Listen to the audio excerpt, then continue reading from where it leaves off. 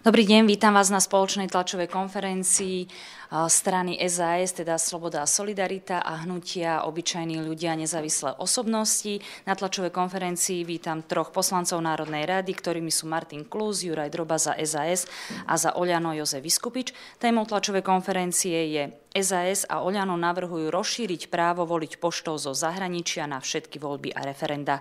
Pán Klus, nech sa páči. Ďakujem veľmi pekne. Príjemný dobrý deň, dámy a páni. Myslím, že už z názvu témy našej tlačovej konferencie je úplne jasné, kvôli čomu sme sa tu dnes zišli.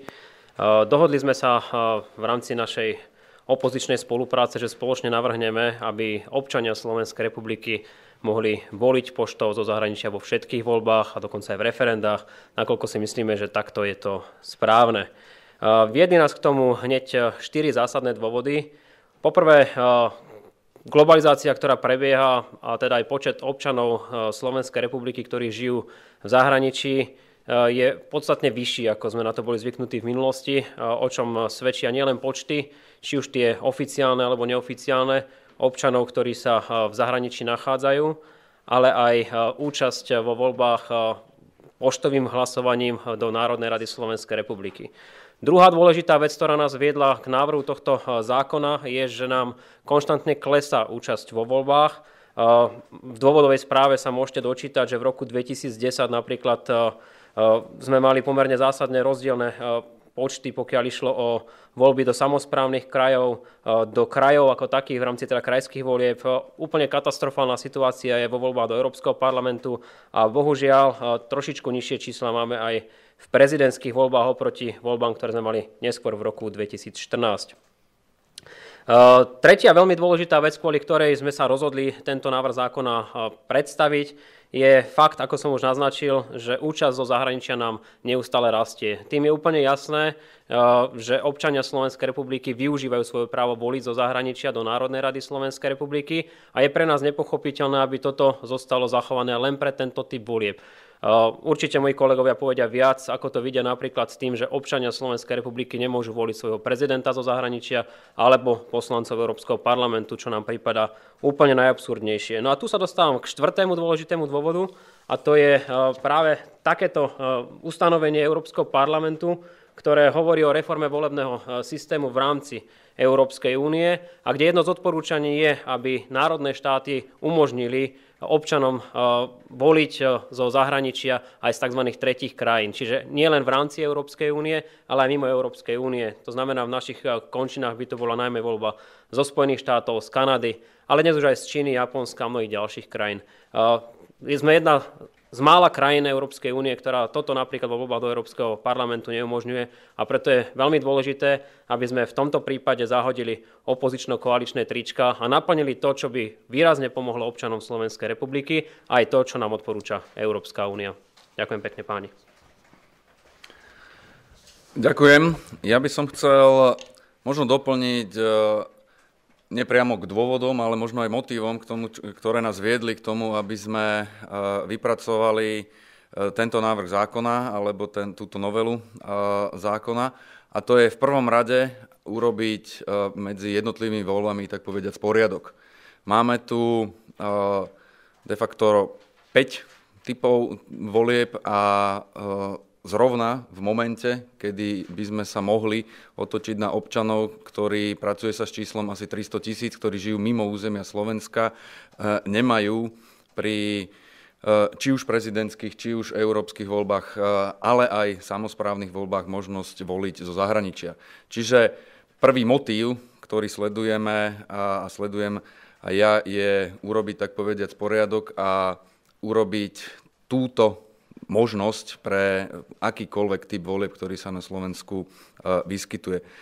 Druhým motívom je, že, ako spomínal aj Martin, je zatraktivizovať samotný volebný akt a s tým veľmi súhlasím, že mali by sme urobiť čo najviac preto, aby boli voľby čo najjednoduchšie a čo najviac prístupné. Možno sa môžeme interpretovať aj situáciu takým spôsobom, že na základe socioekonomických dôvodov je veľké množstvo ľudí mimo územia Slovenska a či budeme hovoriť o prezidentských voľbách alebo európskych voľbách, nemajú možnosť vyjadriť svoj názor alebo svoju vôľu vo voľbách. Čiže mali by sme nielen zatraktívniť volebný akt, ale vôbec im umožniť voliť, pretože asi môžeme dôvodne predpokladať, že veľmi ťažko sa budú priamo v deň konania volieb dostávať na slovenské územie.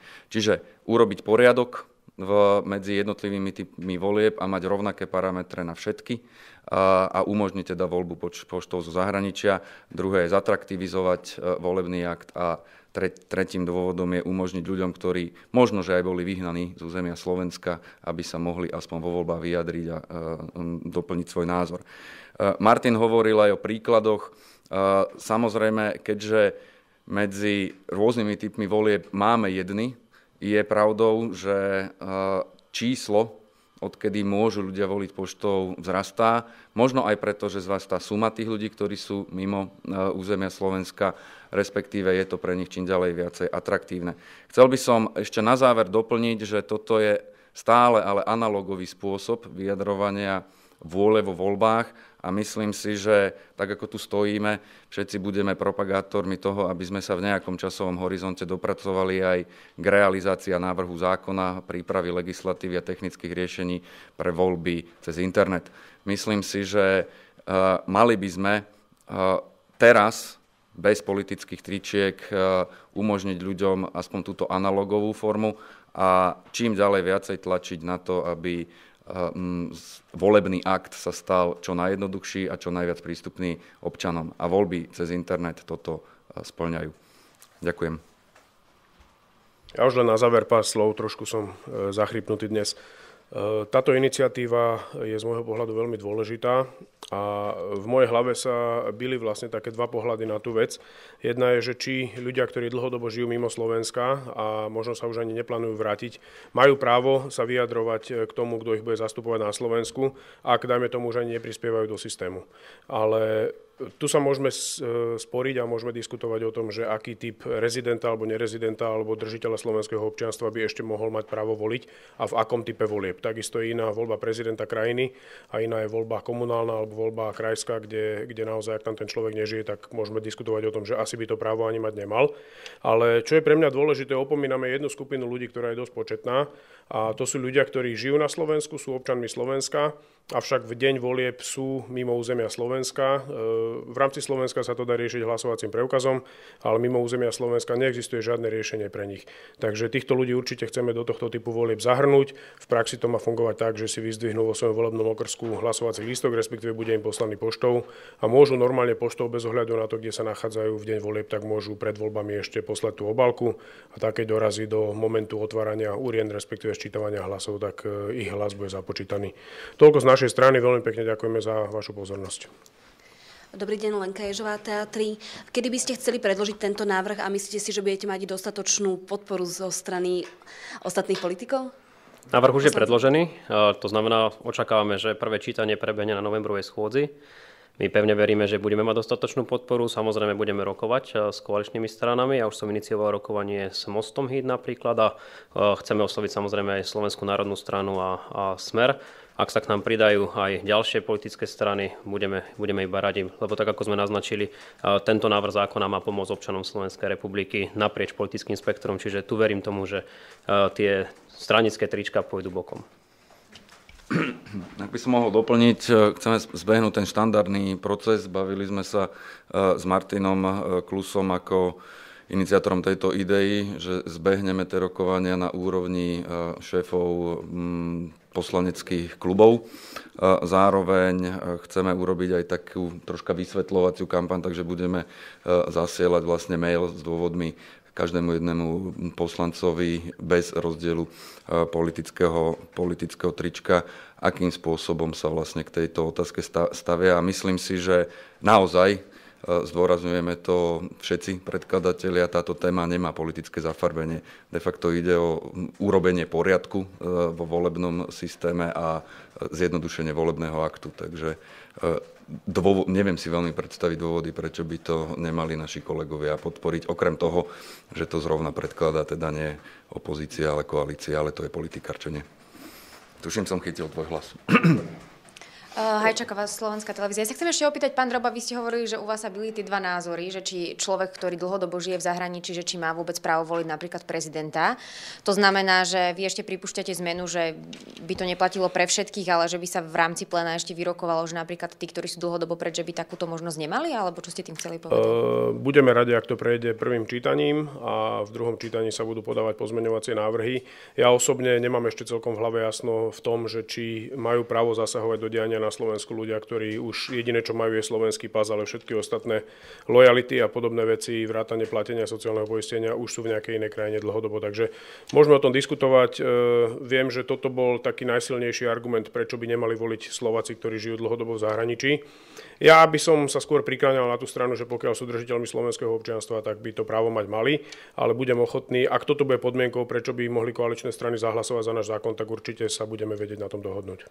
Ak môžem, tak to len doplním.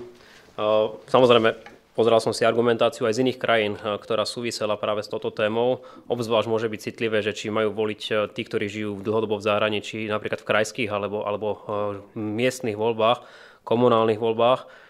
No pokiaľ majú trvalý pobyt na území tohto mesta alebo tohto kraja, tak stále veríme tomu, že by sa mali mať možnosť zapojiť do voľby a teda vyjadriť svoj názor na veci verejné. Nakoniec aj tí, ktorí dlhodobo žijú v zahraničí, ale majú trvalý pobyt na území mesta, musia stále platiť za smeti. Takže býva tam síce nejaká úľava, niekedy aj pomerne značná, ale časť týchto finančných prostriedkov predsa len musia poukazovať. To isté platí napríklad o zdravotnom poistení, pokiaľ ho nemajú v inej krajine.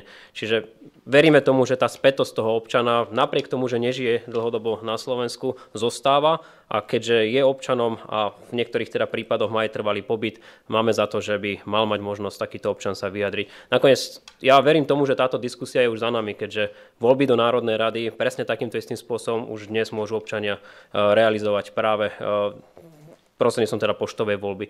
Takže neočakávam, že toto bude nejaká zásadná téma, ktorá by sa mohla otvoriť. Skôr tie technikálie, možno zásadnejším problémom by mohlo byť to, že prečo umožňujeme voliť len do prvého kola prezidentských volieb a do prvého kola v rámci župných volieb, pokiaľ nám ho nezrušia. To súvisí s tým, že v priebehu tých 2 týždňov, čo je čas medzi prvým a druhým kolom, jednoducho technicky nie je možné zaslať obálky a potom prijať všetky hlasy späť. Takže aspoň prvé kolo pre krajské voľby a aspoň prvé kolo aj pre prezidentské voľby. Aj to je už omnoho vzácnejšie ako to, čo majú dnes občania, ktorí sa nemôžu vyjadriť k tomu, kto má ich zastupovať ako hlava štátu alebo napríklad ako poslanci Európskeho parlamentu. Tu len možno jeden taký vtipný príklad. Ak ste na vyslaní za Slovenskú republiku, napríklad v rámci nášho stáleho zastúpenia, tak žijete v jednom meste so svojimi poslancami Európskeho parlamentu, ale aby ste ich mohli voliť, musíte vycestovať na Slovensko, čo si nie všetci kvôli služobným dôvodom môžu dovoliť. Takže aj z takého uhla pohľadu sa na to pozeráme a tak ako naznačil Jozef Biskupič, veríme, že z hľadiska dlhodobého bude omnoho zaujímavejšie presadzovať napríklad aj elektronickú voľbu cez internet. Zvažovali sme aj možnosť zaradiť sem voľbu na ambasádach, ale keďže chceme, aby to bolo politicky priechodné, tak sme zatiaľ nechali aspoň to, čo už dnes v rámci Národnej rady máme, len to rozšírme pre všetky ostatné voľby. Teda vy ste si dopredu ste si nepredrokovali s koaličnými stranami, či by podporili tento návrh? Ja som neformálne hovoril s niekoľkými poslancami koalície. Ideovo s tým nemajú nejaký zásadnejší problém. Ak tak naozaj v tom druhom čítaní možno dôjde k diskusiám o tom, či napríklad tie krajské alebo miestne voľby sú tie najvhodnejšie, kde sa majú vyjadrovať aj občania žijúci dlhodobo v zahraničí. Ale tam sme pripravili na určité kompromisy. Pre mňa absolútne nekompromisné je to v oblasti prezidentských volieb a volieb do Európskeho parlamentu, aj kvôli tým odporúčaniam, ktoré máme z Európskeho parlamentu a všeobecne z jednotlivých inštitúcií Európskej únie, aby sme čo najviac rozšírili a zľahčili možnosť voľby. Kolová, Slovenský rozhlas, možno je predčasné hovoriť o číslach, ale máte nejakú možno mejtu, koľko by ste chceli osloviť aspoň ľudí zo zahraničia, alebo nejakú hranicu, že o koľko by sa to mohlo rozšíriť? No, vychádzajú z čísel, ktoré máme k dispozícii dnes, pokiaľ ide o voľby do Národnej rady, tak ten náraz bol takmer 100% od začiatku, ako sa táto možnosť zaviedla. Ja predpokladám, že bude ešte viacej narastať. Napríklad aj v týchto voľbách sme pomerne intenzívne cítili, že občania zo zahraničia mali záujem.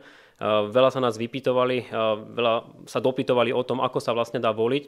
Tu naozaj veľmi pomocnú ruku podali chlapci zo Slovensko Digital, ktorí vyrobili formulárik, ktorým sa veľmi jednoducho dalo získať túto žiadosť o vystavenie hlasovacieho preukazu a zaslanie lístkov do zahraničia. Takže aj toto sú drobnosti a maličkosti, ktoré napríklad s elektronickým preukazom budú už len pomáhať k tomu, aby čo najviac občanov mohlo sa zapojiť do voľby. Tá meta je jednoznačná. Čím viac voličov zo zahraničia bude voliť, tým lepšie. Ťažko to dnes odhadnúť do čísel, ale my veríme tomu, že ak dnes máme 300, možno až 500 tisíc obyvateľov v zahraničí a volí nám v skutočnosti približne 15 tisíc z tých, ktorí nemajú trvalý pobyt na Slovensku, tak sa pohybujeme do podstatne vyšších čísel, aby to bolo približne kopírujúce tú volebnú účasť, ktorú máme na Slovensku. Ja budem o mnoho ambicioznejší, keďže znie tá otázka, že koľko, ja by som bol úplne najradšej, keby všetci. A nevieme teraz odhadnúť, mali sme tu, ako bol spomený Slovensko Digitál, ktorý veľmi spopularizoval práve pri voľbách do Národnej rady túto formu. Ja by som sa dokázal aj spýtať, že či náš digitálny šampión, pán Pellegrini, nebude chystať nejaký typ aktivity a možno, že on bude hlavný tak povedať presviečateľ ostatných politických strán na to, aby sme najprv zaviedli túto poštu, aby ju mohol nejakým spôsobom spropagovať a teda nám aj odpovie na tú otázku, do akej miery bude pripravená a kedy hlavne infraštruktúra na to, aby mohla prebehnúť nejaká voľba cez internet alebo či vôbec nejak rámcovo o tom uvažuje. Čiže myslím si, že by bolo veľmi dobré, aby sa vôbec volieb nejakým spôsobom mohol zúčastniť absolútne každý, aj keď býva v zahraničí a nejakým spôsobom mu to čo najviac zjednodušiť. Dobrý, Martin Pavlík Taser. Ak som prepočul, tak sa ospravedlňujem, ale má sa to týkať aj referend celoštátnych?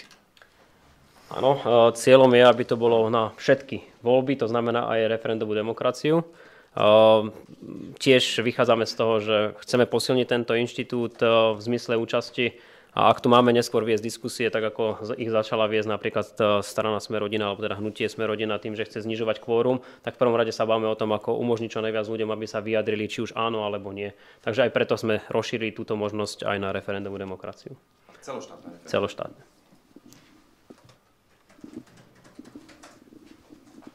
Tak ďakujeme veľmi pekne. Keď nie sú žiadne otázky, ďakujeme. Ďakujeme pekne. Dovidenia a pekný deň.